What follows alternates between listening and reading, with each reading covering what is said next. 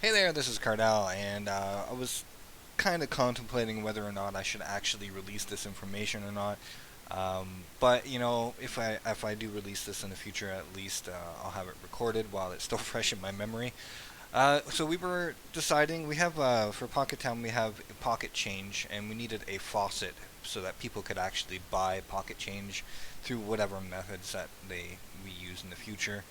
And so we tried to create a faucet, and there is virtually no information on how to set these up. There's a couple of projects here and there, but they don't really tell you. So I had to fumble my way through and try and figure out how to do this. I ended up not using the Cardano faucet that IOHK does. It was just too much for me to go through, and I just wrote it myself. And let's just go over the stuff that you need. So I got my little notes here. So to create a faucet for your tokens on Cardano, you will probably, there's other ways to do this, but the way I chose to do it was you will need a Cardano node. So in relay mode, you can put it on a separate box, you can run it on Amazon Web Service, whatever you feel comfortable with. But you also have to install Cardano Wallet. Now, Cardano Wallet comes with the dataless wallet, and it's how it does queries against the wallet and all that kind of stuff, synchronizes its transactions, etc., which is very, very handy because it also has a serve system where it's an API, and you can do stuff like query endpoints and get specific data back. And that's how we built this system. So let's go over. So the config, I'm not gonna tell you what's in the config. It basically just has my pocket change one has the port, and then it would have like the spending password in there, so it's not in the code, which is the passphrase where it has the config spending. Just pulls that data. We need to access the file system because we're going to be saving transactions that we have processed or at least received on the wallet locally so that we know what we should or should not send money to again. And then we have a wallet ID, which is the wallet that contains your token. So what you would do is you would create a wallet in Daedalus or whatever way that you want to create a wallet, as long as you can get the I can't even say it, mnemonics. When you get the mnemonics out, you can use the wallet Cardano wallet to issue a post request to create the wallet locally. It's all in their setup guide on how to get it all set up in the post, so I'm not going to cover that. That was fairly straightforward.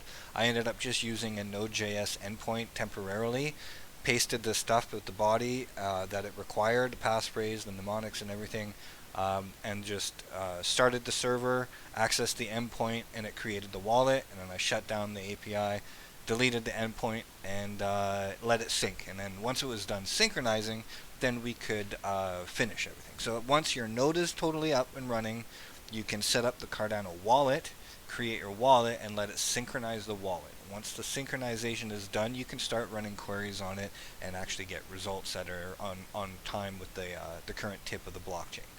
So let's go over what this does. So we have our wallet ID, we have our config, we have our files, access system for I/O, we have our passphrase pulled, and we need a check for new transactions function. And this is at the very end. We have a set timeout, 20 seconds, it's going to call itself again, and then we just call it once. And then here would be like your app. That's not going to work because I don't actually have it. Oh my goodness. App, listen, and then config port would be your Node.js, right? And that's how you would start your server. All right. Anyways, TX template. This is the template of the payments, and I'm going to show this first because it's got lots of text in it. And all this is a JSON object that has the payments, and this is the structure that your transaction has to have when you pass this as a body to a post to the Cardano wallet endpoint. And it expects an array of payments. So you could do multiples, we just do one. And you set up some default values here. So you have to put in the policy ID that you use to mint your token and your token name in hex. Once you send it to send some to the wallet, you can actually ask the wallet for your details, and it will show you the asset on the list, and it will actually give you all of this information. And then a dummy value for the quantity, and you have to send some ADA back. Right now it's about 1.5 ADA, and then you have an address dummy placeholder for the sender. And I will go over that during the process of this and show you how all of this stuff is filled out. But that is the template. All right.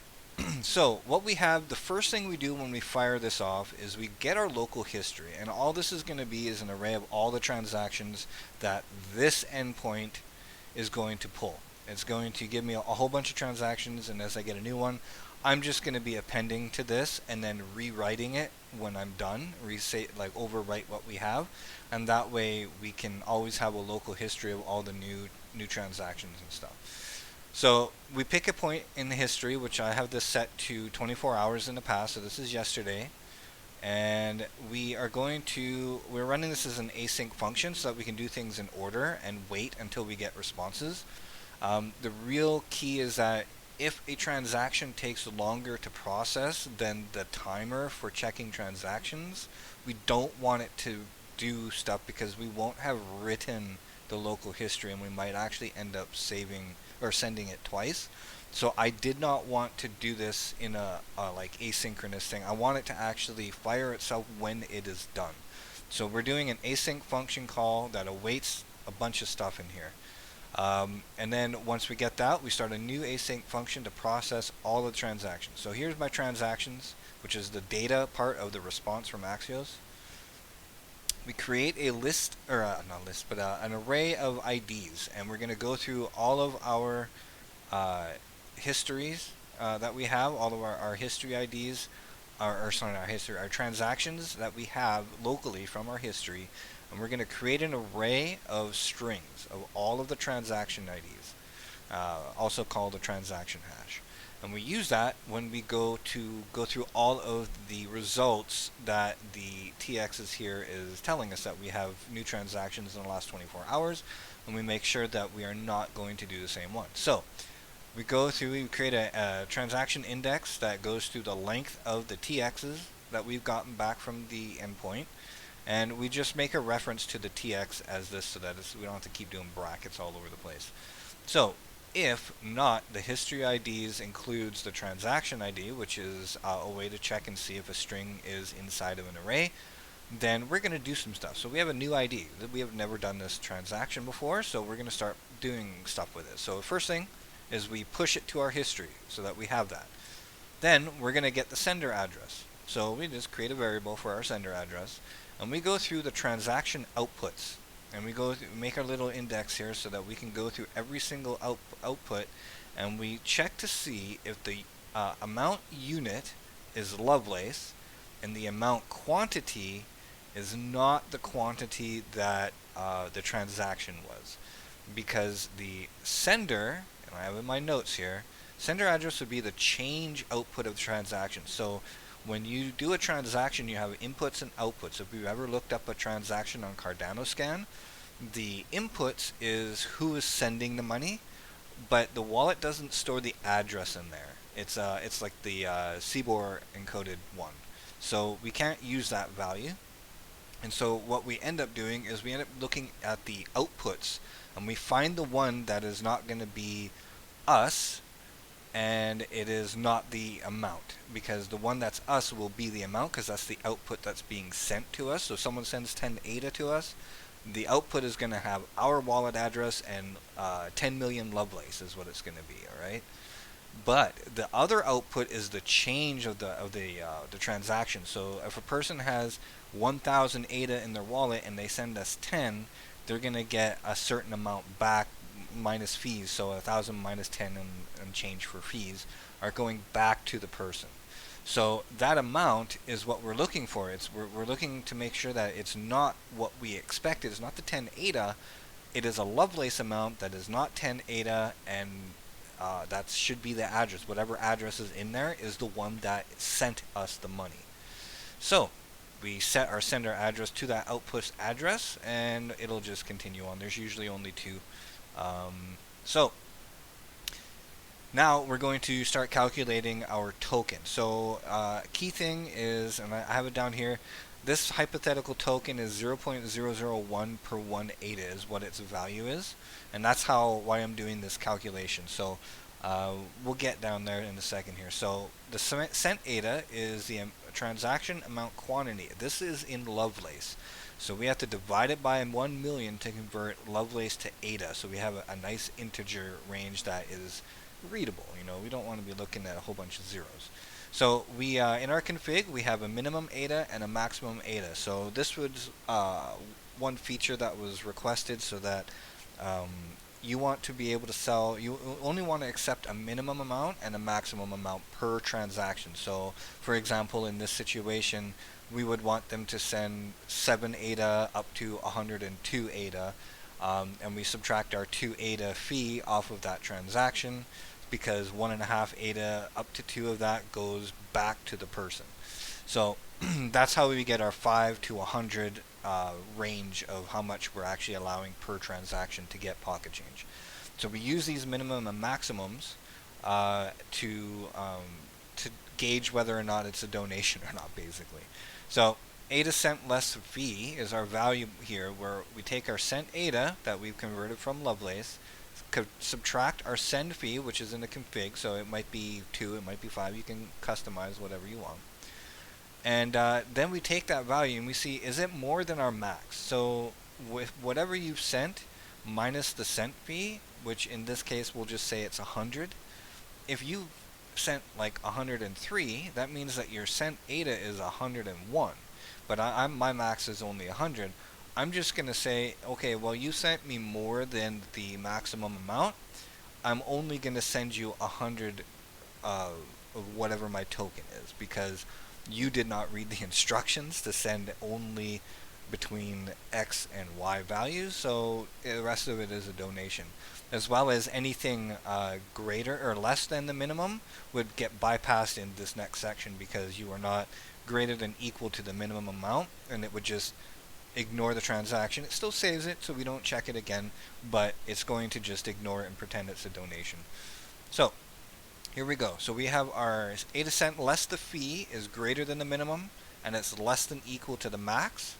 We're going to start processing it. So the total token to send is the smallest integer of the ADA cent less fee divided by whatever your value of your token is. So in this case, the hypothetical one is 0.001 per 1 ADA. We divide that, and that becomes how much we send of our token value. Now, we parse our JSON that we read from our template so that we can access the objects and set some things. So we need to set the payment 0. So in here you can see our array only has one element in here. So I know it's always payment 0. And then the assets has an array, and there's only one in here, so the assets is always going to be 0. So we can do payment 0, asset 0, and then we set the quantity to our total value we calculated, so that's how much of the token we send. And the sender address is what we found out above here by doing the outputs. We figured out what it was. Now we have this entire object here built so that we can do our Cardano wallet endpoint to build the transaction. And they have an API document on how to do it, but it's basically the IP, the port it's running on, and then V2 wallets, and then you have to put your wallet ID, and then transactions is the endpoint. You include the body is a passphrase with your spending password. Your payments is all of this, so whatever we've set in here, it's going to grab all of the payments section here. It's going to dump all of that into there. It's only going to be one. And you set the content type to application JSON. And that's it. And because this is an await, it's going to hang here. And you could choose to log it if you want to actually output it, but I just commented it out right now. And all that would do is it waits, and as soon as this comes back and it gets a result, the transaction is submitted. If it errors for whatever reason, this try catch is going to tell us what the error is. You might not have enough in there, and then you could like do some extra stuff for the error and figure out, if there's an error that says you don't have enough token left, you could, run a SMTP query, send an email out or a text message, however you want to handle that. Send it to your admins to tell them, hey, you gotta restock the faucet. So, anyways, once that's done and submitted, you're finished.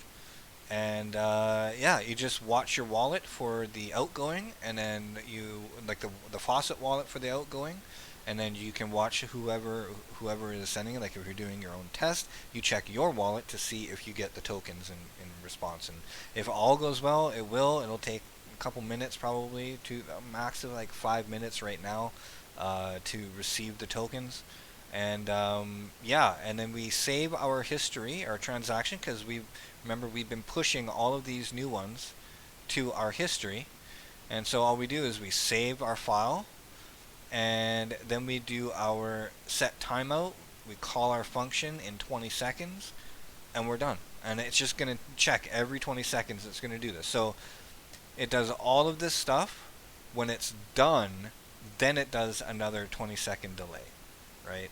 So it doesn't matter. It's going to be at least 20 seconds. It might be longer, depending on how many transactions come in at the same time and how long this takes to process.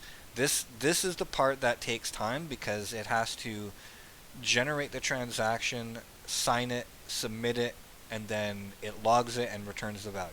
So this is the longest part of it, where it's actually submitting it to the blockchain. And the wallet seems to handle it pretty good. It only takes like a matter of seconds, like usually 15-20 seconds to submit something to the blockchain. But overall, it works pretty slick. And yeah, that's how you build a faucet. If you have any questions, and I put a thing out there to contact me, any way to contact me, go ahead and hit me up and ask me questions. If this makes it onto YouTube, then leave a comment below, like, subscribe, all that kind of stuff. We'll keep it going for all you Cardano developers out there. And good luck making your faucets, people.